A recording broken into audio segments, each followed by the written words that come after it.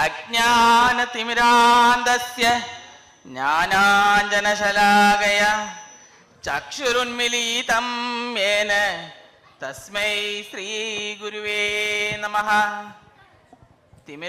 അജ്ഞാനമായ തിമിരത്തിൽ നിന്ന് ജ്ഞാനമാകുന്ന ഔഷധമേകി എനിക്ക് ജ്ഞാനം നൽകിയ സദ്ഗുരുവിന് പ്രണാമം. ആരാന്ന് ചെവി കേൾക്കില്ലേ? ആരാന്ന്? ഞാനൊരു വഴിപോക്കനാ. നമ്മളാരാണാവോ? അതല്ലല്ലോ ഞാൻ ചോദിച്ചതിനുള്ള മറുപടി. ഇത് എന്ത്? കാവിലെ ദേവി നേരിട്ട് പ്രത്യക്ഷപ്പെട്ടതോ? കലാമണ്ഡപത്തിൽ ഈ സ്റ്റേജിലായതുകൊണ്ട് പാർവതി അതിനുള്ള മറുപടി പറയണില്ല. പൊന്നോണം 2025 MC ആണോ മാഷേ? അതേതാ ഞാൻ MC? ഈ ഞാൻ ആരാണാവോ? ചാക്യാർ. തൃശൂർ കുളങ്ങരമഠത്തിലെ മണികണ്ഠൻ ചാക്യാർ. കേട്ടിട്ടില്ലേ? ഓ, അങ്ങനെ പറയണം മിസ്റ്റർ ചാക്യാർ. ഇപ്പോഴല്ലേ മനസ്സിലായേ? അതെ. കൊറേ നേരം ആയോ? കുറച്ചു നേരമായി. നമ്മൾ ഇവിടെ ഇങ്ങനെ പരിപാടികളൊക്കെ കണ്ടുകൊണ്ടിരിക്കുകയായിരുന്നു. നമ്മുടെ കുട്ടികളുടെ പെർഫോമൻസ് ഒക്കെ കണ്ട് ഇവിടുത്തെ ആൾക്കാരോടൊക്കെ സംസാരിച്ചോ? എവിടെ അതിന് ഈ കുട്ടി സംസാരിക്കണ്ടേ? വെറുതെ ഇങ്ങനെ ചുമ്മാ. നമസ്കാരം ഉണ്ട് കേട്ടോ എല്ലാവർക്കും. ചാക്യാരുടെ നമസ്കാരം. നമസ്കാരം. എല്ലാവർക്കും സുഖമല്ലേ?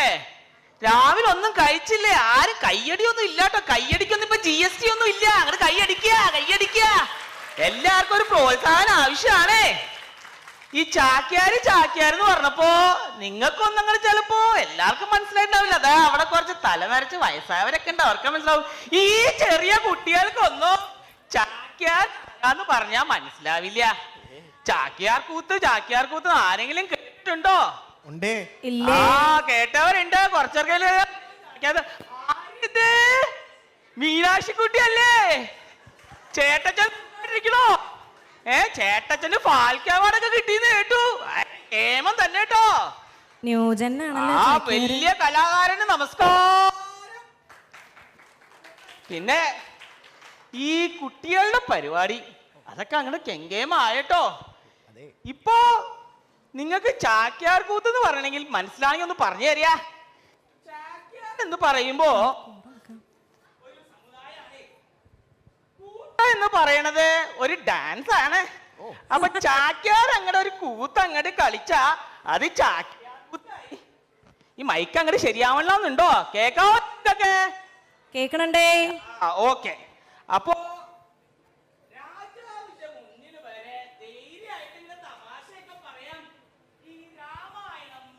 ഭാരതം അതിലെ ചില കഥകളൊക്കെ നമ്മൾ ഇങ്ങനെ തമാശയായിട്ടും കുറച്ച് കാര്യമായിട്ടും കുറച്ച് ഡാൻസ് ആയിട്ട് അവതരിപ്പിക്കും. അതാണ് എന്ന് പറയാ. അപ്പൊ എനിക്ക് രാജാവിനെ കളിയാക്കുകയാണെങ്കിൽ നിങ്ങളെയും കളിയാക്കാം, ആരെയും കളിയാക്കാട്ടോ. ആയിക്കോട്ടെ. ഇതിന്റെ ഭാഗം കൂട്ടുക. ആരെ അങ്ങനെ മോശമാക്കണം പറയണല്ലോ. ആളാണോ പഴയ ജനറേഷൻ സ്റ്റാൻഡപ്പ് കൊമേഡിയൻ? അതന്നെ, കറക്റ്റ്. നിങ്ങൾക്കൊക്കെ മനസ്സിലാണെങ്കിൽ അങ്ങനെ പറയണം. ഞാൻ ആരാ? Stand up comedian. പിന്നെ നിങ്ങൾ കുട്ടികളുടെ പരിപാടി എങ്ങനെ ഉണ്ടായിരുന്നു എന്നല്ലേ?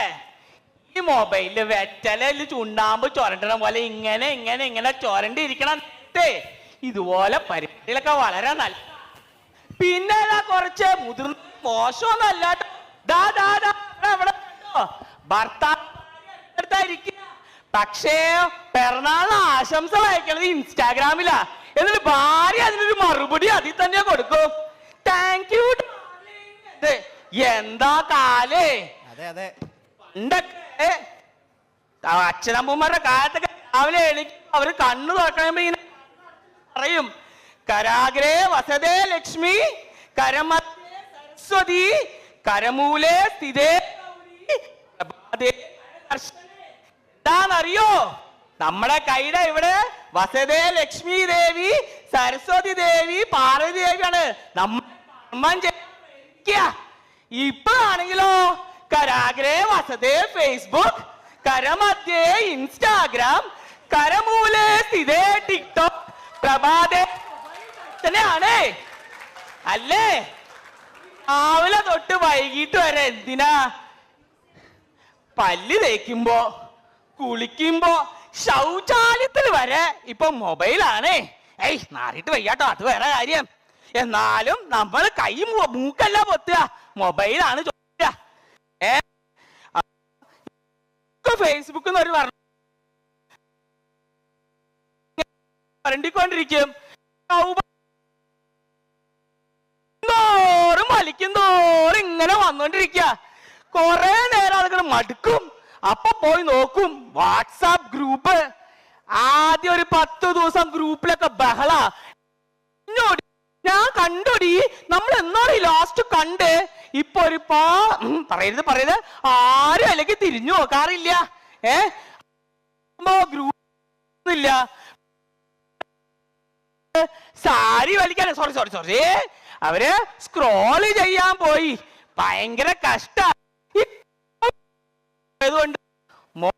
ഈ കുട്ടികളുടെ കഷ്ടം തന്നെയാണ്.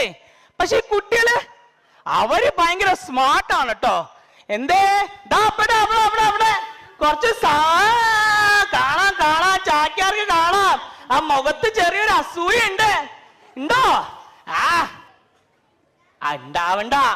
ഈ തലമുറ പഴയ തലമുറയെക്കാട്ടിലും ചില കാര്യങ്ങളിലൊക്കെ മിടുക്കന്മാരാ. മനസ്സിലായോ? അതെ ഉറപ്പായിട്ടും.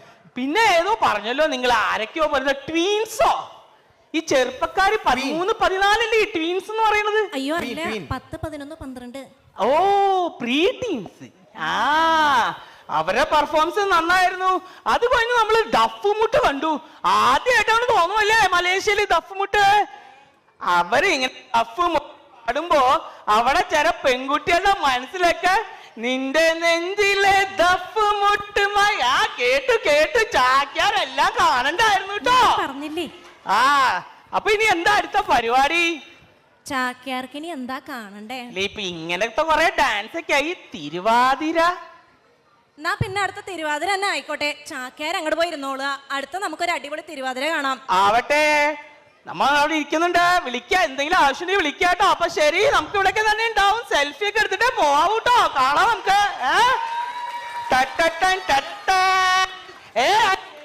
പറഞ്ഞതാ BGM ഇടണ്ട് ചുംബന്മാര്.